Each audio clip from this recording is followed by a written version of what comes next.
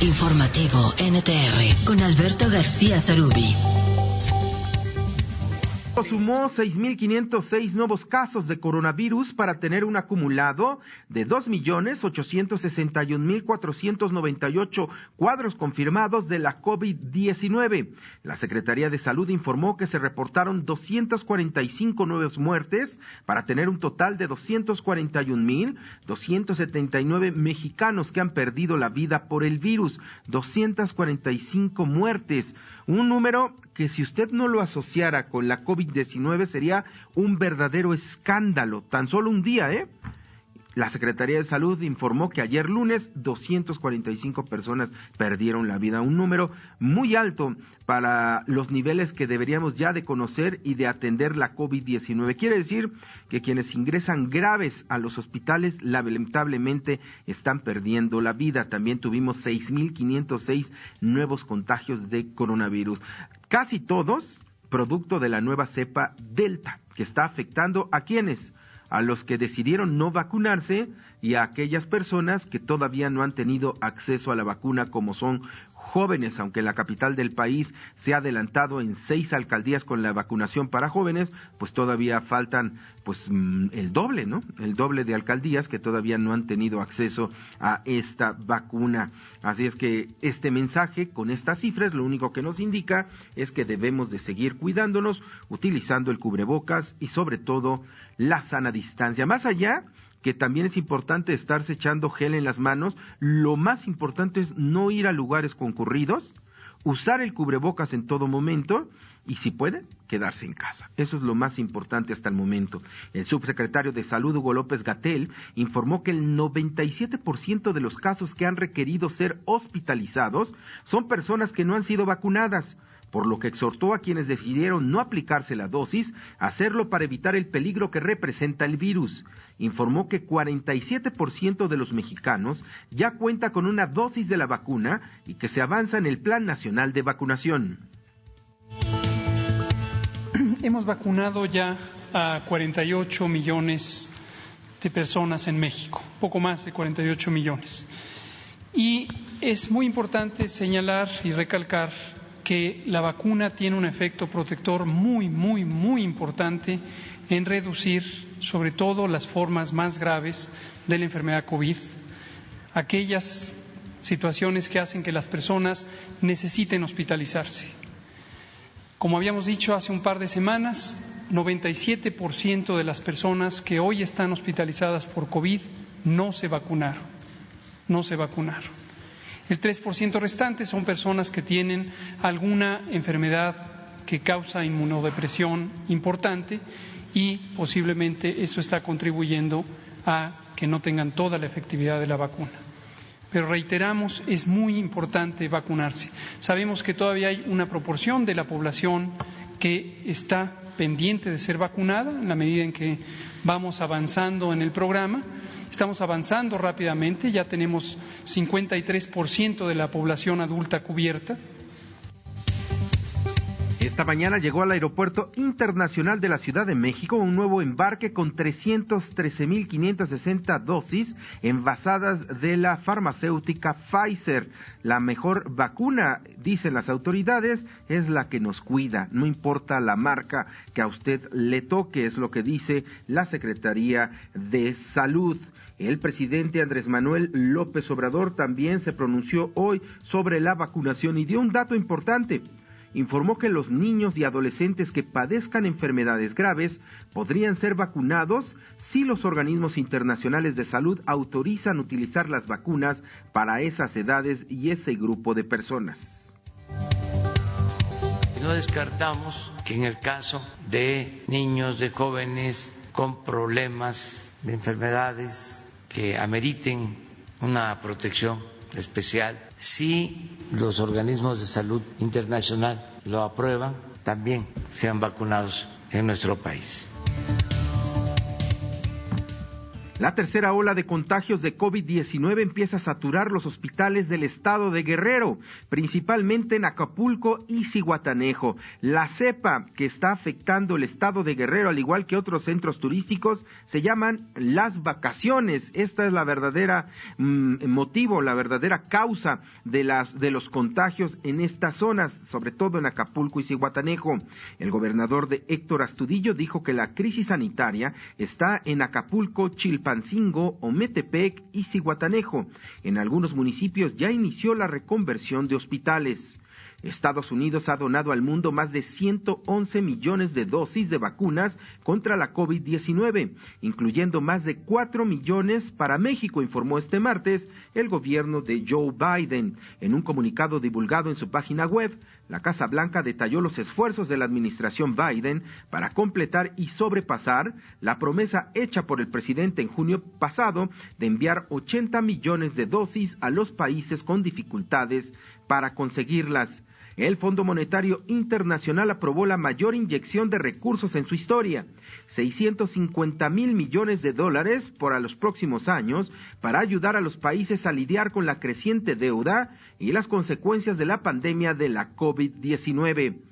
Y en materia política se dieron a conocer las cifras finales de la consulta popular realizada en México el pasado domingo. El INE informó que participaron 6,663,208 ciudadanos, lo que representó el 7.11% de la lista nominal de electores. 97% se pronunció por el sí investigar los hechos del pasado y a políticos del pasado, mientras que el 1.5% dijo que no. Se contabilizaron 48,878 votos nulos. 6,663,208 personas o opiniones dadas en las mesas receptoras de la opinión. Muy pobre para ser el primer ejercicio democrático participativo de nuestra historia. Mire, el tema a lo mejor pudo haber sido intrascendente, ¿no? Porque la Fiscalía General de la República tiene la obligación de investigar cuando sospeche, ni siquiera encuentre, cuando sospeche actos de corrupción en el gobierno federal. Quizá este tema era completamente intrascendente porque es la obligación de la Fiscalía. Pero dejamos pasar un ejercicio fundamental. Son pocos los espacios que tenemos los ciudadanos para incidir en las políticas públicas. Y la consulta popular fue un desperdicio por todos lados donde lo vean. Un desperdicio sí para los ciudadanos porque expresamos nuestro rechazo a este tipo de consultas. Un desperdicio por parte de las autoridades, obvio hablo del presidente de la República, por haber propuesto como primer tema la investigación en contra de exmandatarios. Y también 3 para el Instituto Nacional Electoral, porque debe entender el INE y los consejeros que no solamente están ahí para hacer elecciones, sino también para fomentar la cultura cívica de México. Están obligados constitucionalmente a hacerlo.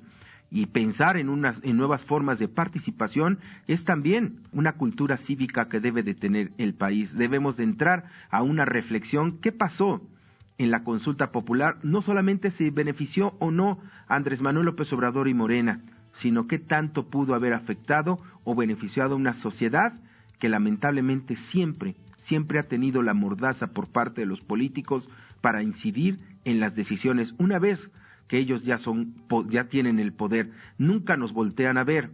Por eso este tipo de instrumentos deben de servir para decirle a la gente, a los políticos, a los gobernantes que estamos más que presentes. Hay que hacer todavía un análisis de lo acontecido en la consulta popular.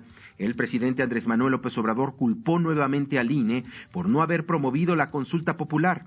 Aseguró que tal parecía que les incomodaba invitar a la gente a participar. Que también la autoridad electoral, con todo respeto, pues no ha estado a la altura de las circunstancias, porque estamos en un momento estelar en la historia de México. Es un proceso de transformación. Entonces ellos, en vez de ponerse a la vanguardia de este proceso de transformación, se quedaron en la retaguardia, representando al antiguo régimen, manteniendo, conservando las mismas prácticas, los mismos vicios, cuando debieron ellos agarrar la bandera de la transformación, del cambio verdadero, de la democracia.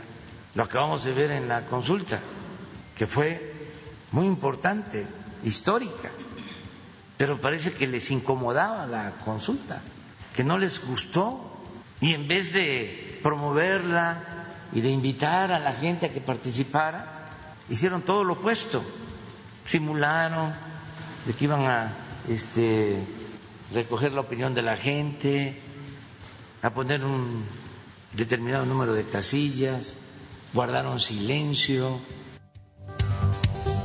También esta consulta popular del domingo debe de ser una llamada de atención para el Poder Legislativo. No es posible que la consulta popular haya tenido leyes tan estrictas y cerradas como una elección federal.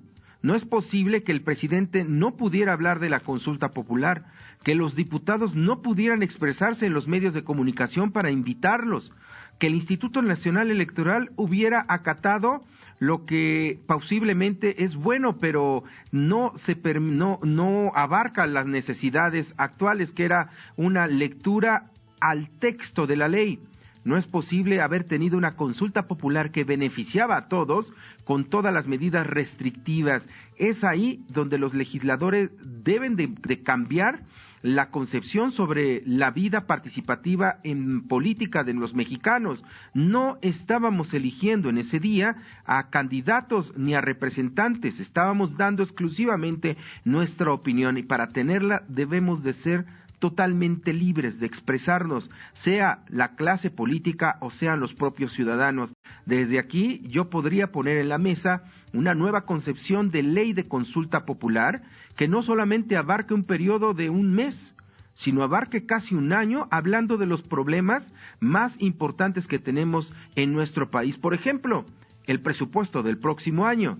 Podríamos estar analizando y quizá más adelante convocados a una consulta popular para analizar las prioridades de un México que tiene muchísimos retos, no solamente en materia de salud, lo estamos viendo en las Olimpiadas de Tokio, que tenemos necesidades de fomentar el deporte en nuestro país. Ahí es donde debe de tener una consulta popular más abierta, no tan restrictiva como la que vivimos. Fue un buen ejercicio para saber que estamos muy lejos de tener opciones de participación de los propios ciudadanos. O lo proponen los políticos y en poco tiempo se la apoderan. Nos siguen quitando estos espacios.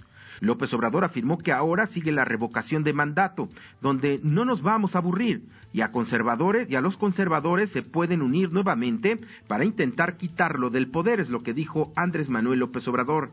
Y se cumplen 3 meses de la tragedia en la línea 12 del metro aquí en la capital del país, que dejó 26 personas muertas.